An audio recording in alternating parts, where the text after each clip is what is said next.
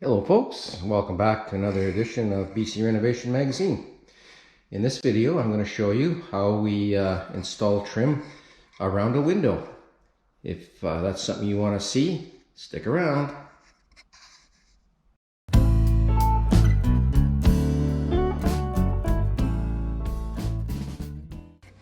Okay, so again on this video folks, I'm not going to show you, step by step, cut by cut process to install these. There's a lot of different ways that windows come, depending on your manufacturer. There's a lot of things, a lot of ways that windows can be supplied to you.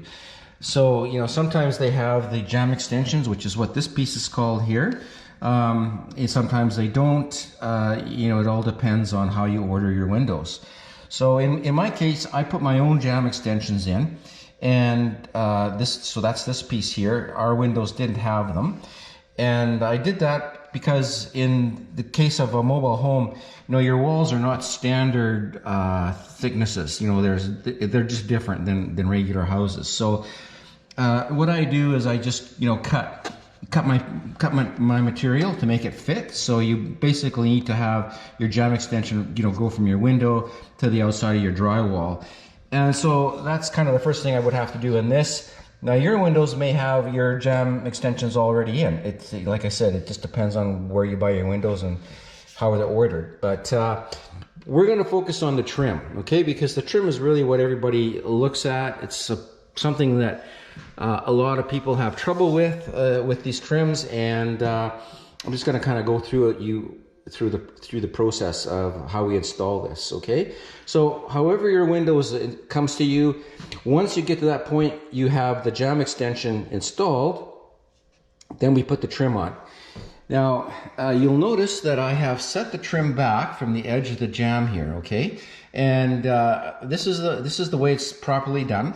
I've seen a lot of times where people will line up the edge of the casing with the edge of the jamb, so this comes out flush and we don't have this little step here. So that's not the correct way to do it. This is the correct way to do it, and you want to have this little step here for a couple of reasons. One of the reasons is that it creates a shadow line, so aesthetically it looks more pleasing than just a sort of a square corner here. Anytime we get these little steps, it's pleasing to the eye, creates shadow lines. And it also helps us to take care of any little indiscrepancies that we might have in the jamb. If the jamb, is not perfectly straight and it kind of waves like this, because we have this reveal here, we call this a reveal, it gives us a little bit of, it's a fudge factor there to allow us to compensate for things that aren't perfectly straight. All right, so the correct reveal for interior trim is 3/16 of an inch. So I'm not sure if you can see this, but basically what I do is I go, before I put the casing on, I go around my jamb and I just make these little tick, tick, tick marks, okay? And with my pencil, and I don't know if you can see it right there, there's one right there, and I got one there. Down in the corner, I go, both ways. And all I do with that is I use a combination square. Okay, so this is a combination square. It's a device, as a carpenter, you gotta have one of these. And what I do is I just set the end of the rule to come out past the guide here, 3/16 of an inch. And then I just hold it on the jamb like such, okay? And then with a pencil, I will make a mark at the end of the rule there, okay? Again, this is done before you put the casing on. All right, and just do that. We go all the way around the window like that, and we mark it all out. Here you can see a little bit better. I think maybe you can see this pencil mark there, and that's just a reference mark for me when I install the trim on there. I can line it up with that, and so I set it so I can just see the pencil mark.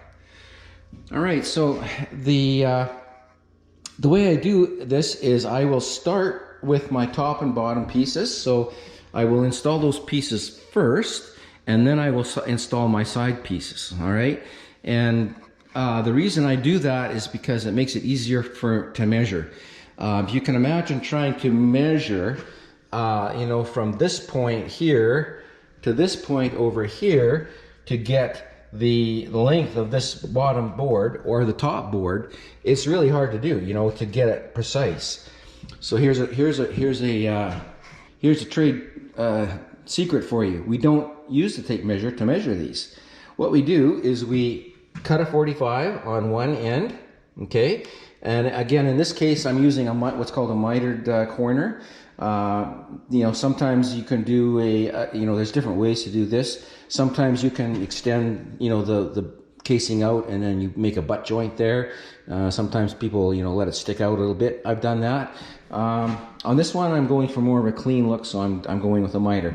Anyways, you cut your first miter like this, and what you do is you hold it at the intersection of, you know, your two marks there, your two pencil marks. You hold it right there, and then the other end here you haven't cut yet. It's a bit wild, so it's past. And so what you do then is you make a pencil mark, a tick mark, where the intersection of those two lines is there.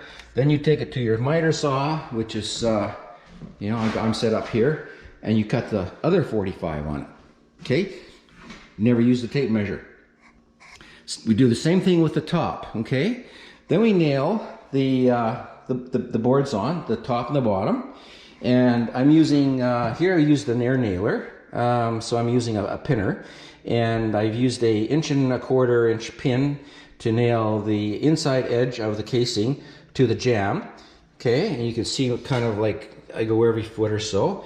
And then down here, where I'm going through the drywall into the 2x4, I'm using a 2-inch pin. All right. So once I get to that point where I have the top and bottom installed, then I will take a measurement, use my tape to take a measurement. And what I do there then is I hook the tape on the top, and then I read to the tip of this miter down here, okay? And then that's my measurement. Then I will cut 45 on one end. I put my tape measure on the long side, make my tick mark on the other side, and then cut that angle on the table saw.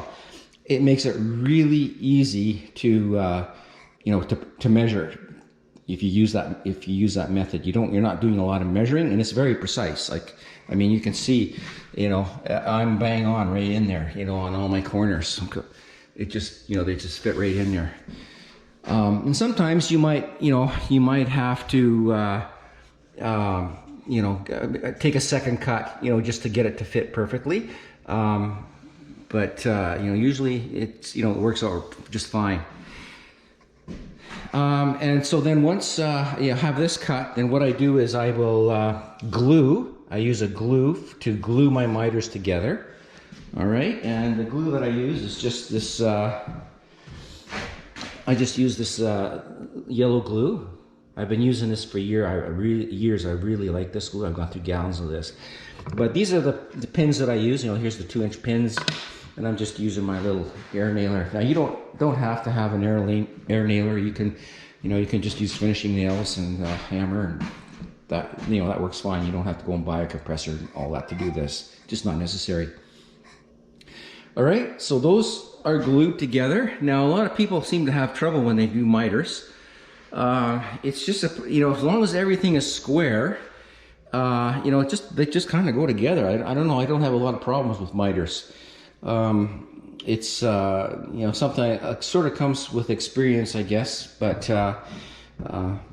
Anyways, that's a lot of people avoid miters. That's why a lot of people will go to that, you know, butt joint thing. Those are easier to make. But you know, if you do get a little bit of gap, you know, folks, it's not a big deal. Like, I mean, you can see there's a little bit of a gap right there, right? And so, you know, you just use a little bit of filler. You know, all of these have to be filled. You know, all these little nail holes. When we get to the painting stage, you know, we'll be drawing a line of caulk along here, also along here, all the way around the window.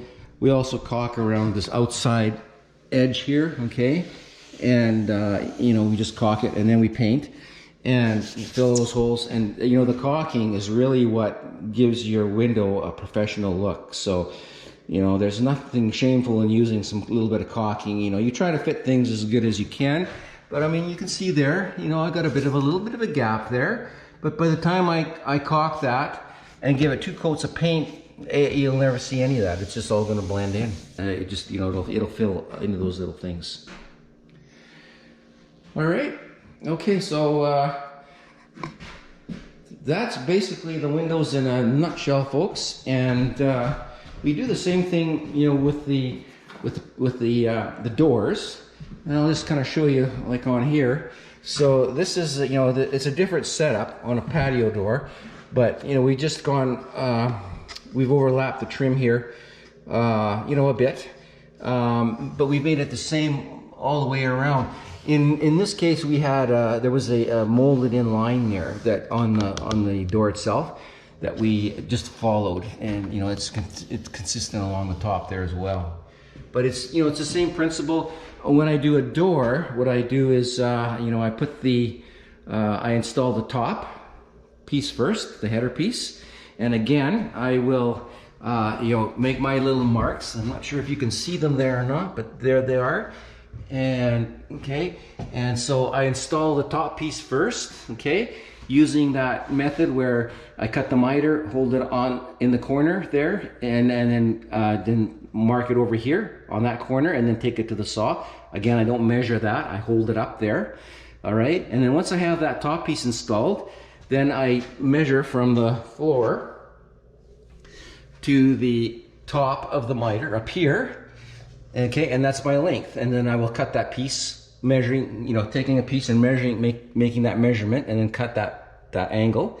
Again, that's glued. Okay, again we have our 3/16 of an inch reveal here. Okay, right here. And yeah, inside trim we use a 3/16. Outside trim is always, the rule is kind of 1/2 inch. That's just kind of the way it is. It's an unwritten rule in carpentry. All right, so folks, that's windows. Kind of a short little video there. You know, I didn't want to get into the process too much, you know, cut by cut, because it's, you know, it's not a lot to that. And again, it's really different, depends on what windows you have, as how the jambs are handled. All right, so the next video in this little series of interior finishing is going to be, I'm going to show you how we install closet shelves. So if you're interested in that, stay tuned for the next video. Thanks for watching. Bye bye.